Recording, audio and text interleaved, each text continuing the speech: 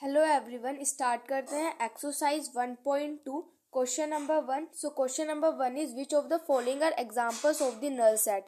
सो यहाँ पे हमें बताने कि इनमें से कौन सा एग्जांपल नल सेट का। नल सेट का मतलब होता है जिसमें कि कोई भी एलिमेंट्स ना हो। ठीक है, एक भी एलिमेंट्स जिसमें नहीं होता उसको हम बोलते हैं नल सेट। अब फर्स्ट पार्ट है इसका, set of odd natural numbers divisible by 2।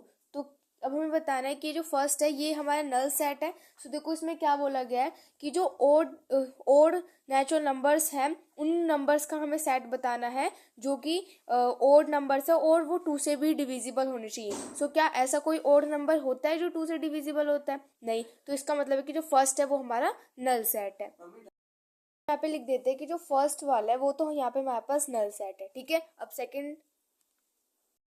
है हमारे पास set of even prime numbers. तो क्या इवन प्राइम नंबर्स का सेट होता है? होता है। देखो 2 जो होता है वो हमारा प्राइम नंबर भी होता है और इवन भी होता है। तो इसका मतलब है ये तो हमारा नल सेट नहीं है। ठीक है, उसके बाद थर्ड है हमारे पास X such that X is a natural number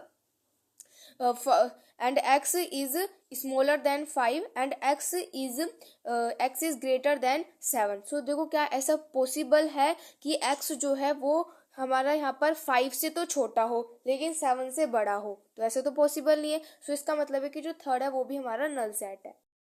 हम कॉमा लगा के लिख देते हैं कि जो थर्ड वन है वो भी हमारा यहाँ पर नल सेट है। ठीक है, अब उसके बाद नेक्स्ट है हमारे पास fourth one is Y such that Y is a point common to any 2 parallel lines. तो वाई एक ऐसा पॉइंट है जो कि कोई भी 2 पैरेलल लाइंस के लिए कॉमन है। अब देखो अगर हम पैरेलल लाइंस की बात करते तो पैरेलल लाइंस तो कभी भी मीट ही नहीं होती। तो इसका मतलब है कि उनका तो कोई कॉमन पॉइंट हो ही नहीं सकता। तो इसका मतलब है यहाँ पे ये जो फोर्थ वन है वो भी हमारे पास एक नल सेट है। यहाँ पे हम लिख देते हैं कि जो फोर्थ है वो भी यहाँ पर हमारे पास नल सेट है। Number 2 is which of the following sets are finite और इनफाइनाइट। सो यहाँ पे हम बता रहे हैं कि कौन से ऑप्शन में यहाँ पे ये सेट जो है वो फाइनाइट है एंड कौन से यहाँ पर इनफाइनाइट है। तो फाइनाइट एंड इनफाइनाइट क्या होता है? फाइनाइट सेट्स हमारे वो होते हैं जिनको हम काउंट कर सकते हैं। ठीक है, और इनफाइनाइट वो होते हैं यानी कि जिनको हम काउंट ही नहीं कर सकते, वो हमारे इनफाइनाइट होते हैं। तो यहाँ पे हम सबसे पहले फर्स्ट पार्ट की बात करते हैं। फर्स्ट है यहाँ पे हमारा the set of months of a year. तो यहाँ पर फर्स्ट में बोला गया है कि जो ईयर्स में जो मंथ आते हैं उनका सेट। तो क्या ये हमारे पास फाइनाइट है या फिर इनफाइनाइट है? अब देखो जो ईयर में जो मंथ्स आते हैं वो हमें पता है कि हमारे पास एक ईयर में 12 मंथ्स आते हैं। तो ये तो हमारे पास फाइनाइट है, इनको हम यहाँ पर काउंट कर सकते हैं। तो यहाँ पे फर्स्ट जो हो जाएगा वो हो जाएगा हमारे पास फाइनाइट। इसका आंसर हो जाएगा हमारे पास फाइनाइट। पार्ट है यहाँ पे 1 2 3 डैश डैश। तो देखो यहाँ पे ये जो हमें यहाँ पे डॉट डॉट डॉट दे रखा है, इसका मतलब है कि यहाँ पे ये खत्म नहीं हो रही, काउंटिंग जो ये खत्म नहीं हो रही। तो इसका मतलब क्या है कि ये हमारे पास यहाँ पे इनफाइनाइट है। इसका आंसर हो जाएगा infinite.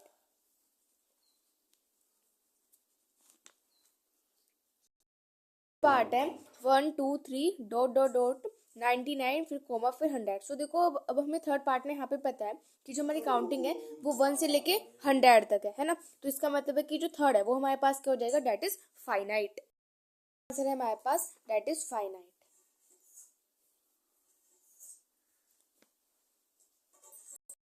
Part is the set of positive integers greater than 100। अब यहाँ पे हमसे बोला गया है कि हमारे पास पॉजिटिव इंटीजर्स का सेट है वो भी 100 से ग्रेटर। सो अब देखो 100 से जो ग्रेटर होते हैं तो वो तो काफी सारे नंबर्स होते हैं। तो इसका मतलब है कि ये भी हमारे पास क्या हो जाएगा? फोर्थ वन भी इनफाइनाइट। हमारे पास फोर्थ का आंसर आ जाएगा दैट इज इनफाइनाइट।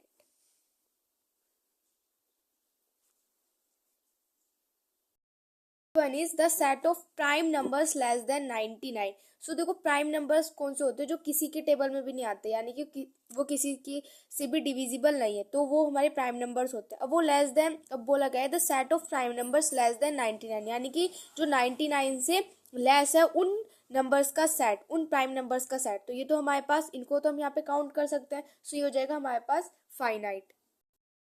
फिफ्थ का आंसर हो जाएगा हमारे पास finite.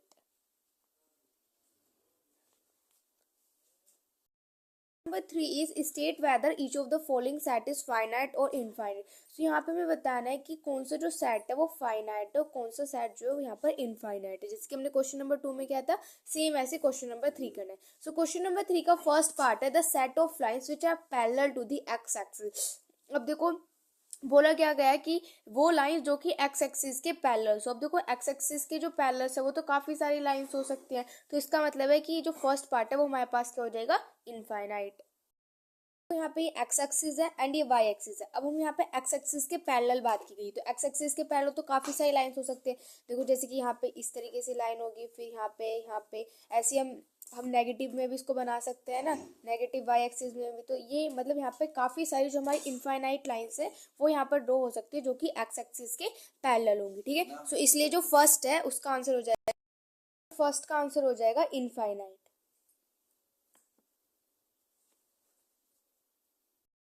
Part is the set of letters in the English alphabet. अब इंग्लिश अल्फाबेट में जो लेटर्स होते हैं वो तो हमारे पास काउंटेबल्स होते हैं, तो इसका मतलब जो सेकंड है वो हमारा हो जाएगा फाइनाइट, का आंसर हो जाएगा finite.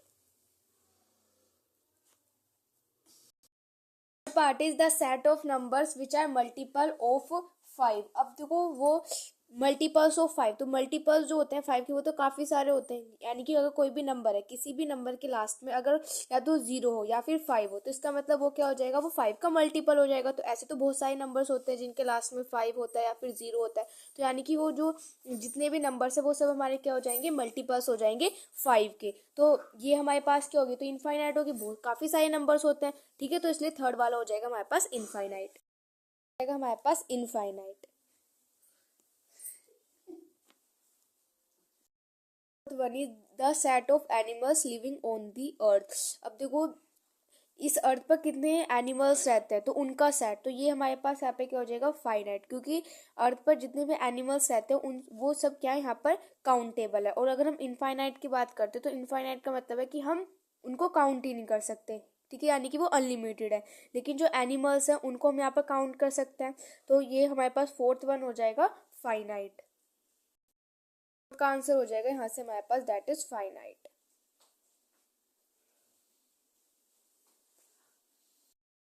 Is the set of circle passing through the origin. So देखो सर्कल्स जो कि ओरिजिन से पास होते हैं, तो देखो काफी सारे सर्कल्स है जो कि ओरिजिन से पास हो सकते हैं, यानी कि इनफाइनाइट सर्कल्स है ना जो कि हमारे ओरिजिन से पास हो सकते हैं, तो उनको तो हम काउंट नहीं कर सकते, तो वो हमारे पास क्या हो जाएगा, fifth one is infinite, fifth का आंसर हो जाएगा दैट इज इनफाइनाइट।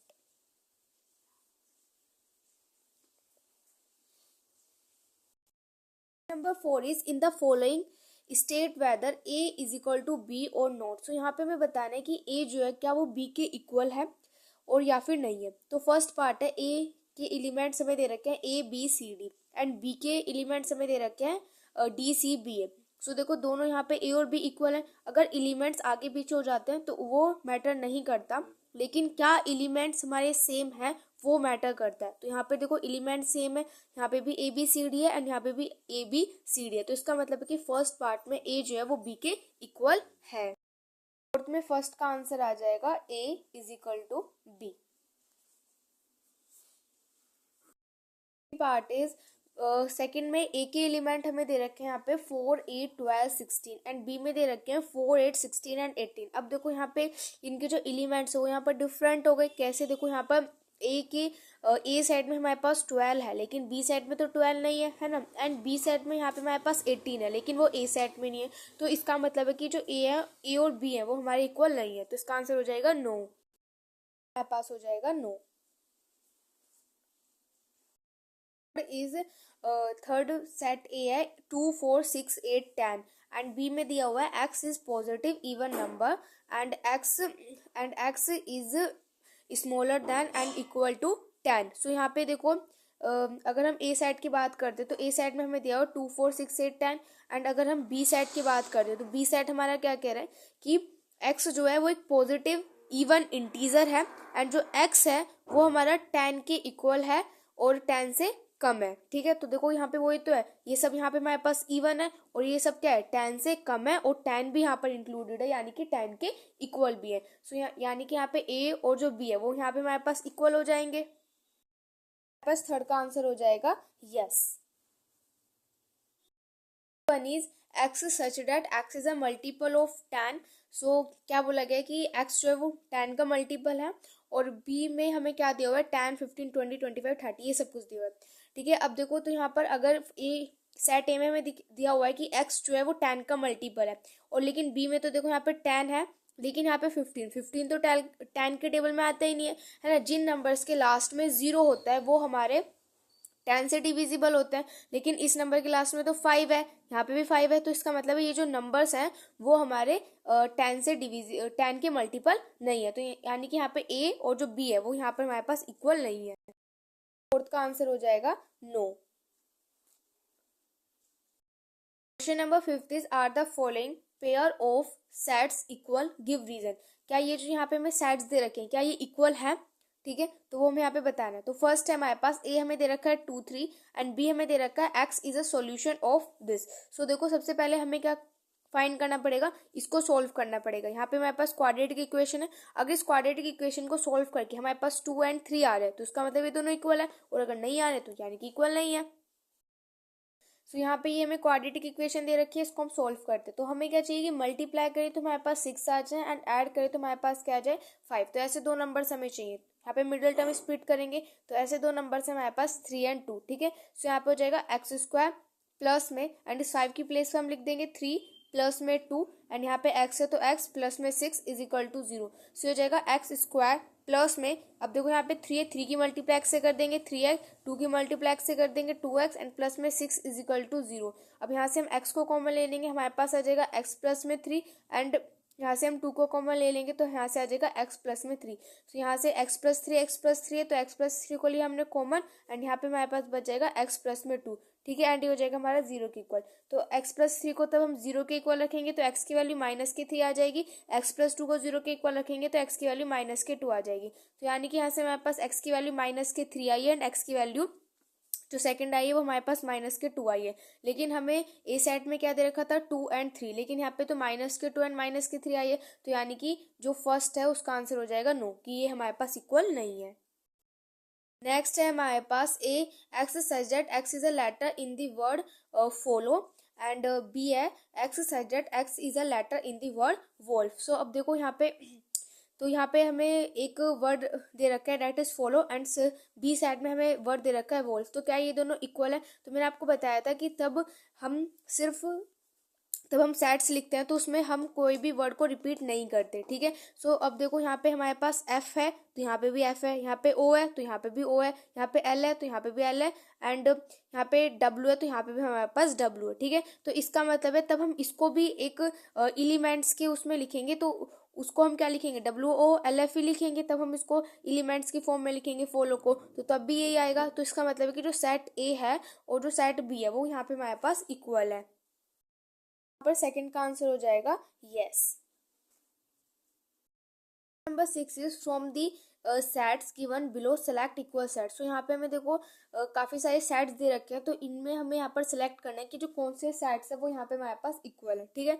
तो यहाँ पे हमें इक्वल सेट्स को सिलेक्ट करना है, ठीक है। अब देखो ए सेट हमें दे रखा है 2 4 8 12, लेकिन अगर आप ध्यान से देखो तो कोई भी और सेट में यहाँ पर हमारे पास 2 4 8 12 नहीं है, ठीक है। अगर यहाँ पे हम सी सेट की बात करते हैं तो यहाँ पे हमारे पास 2 नहीं है, ठीक है। तो यानी कि ए तो किसी भी सेट से मैच नहीं कर रहा। अब उसके बाद सेकंड है हमारे पास बी, तो बी हमें दे रखा है 1 2 3 4, ठीक है। अब देखो 1 2 3 4, अगर आप डी सेट को देखो तो डी सेट में हमारे पास क्या है 1 2 3 4, तो यानी कि जो बी है बी सेट जो है वो हमारे किसके इक्वल है, डी के इक्वल है, ठीक है। अब उसके बाद नेक्स्ट हमारे पास जो सेट है वो है हमारे पास सी, तो सी देखो सी किसी के इक्वल है 4 8 12 14, सो यहाँ पे तो ऐसा नहीं है जो जिसके सी इक्वल हो, ठीक है। अब उसके बाद नेक्स्ट है डी, तो डी तो ऑलरेडी बी के इक्वल है। अब उसके बाद ई, तो ई है हमारे पास -1 एंड 1, अब देखो कहीं पे -1 एंड 1 है, सो देखो ई और जी में भी -1 और 1 है और ई में भी, तो यानी कि ई और जी भी हमारे पास इक्वल है। अब उसके बाद एफ सेट है हमारे पास 0 एंड ए,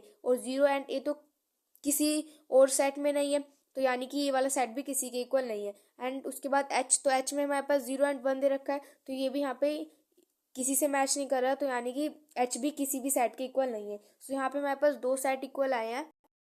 तो हमारे पास आया है कि जो बी है वो हमारा किसके इक्वल है, डी के, एंड जो सेकंड वन है वो हमारे पास आया कि ई जो है वो हमारा किसके इक्वल है, जी के इक्वल है। एक्सरसाइज 1.2 कंप्लीट होती है। नेक्स्ट वीडियो में स्टार्ट करेंगे next exercise. If you like my video please like share and subscribe. Thanks for watching.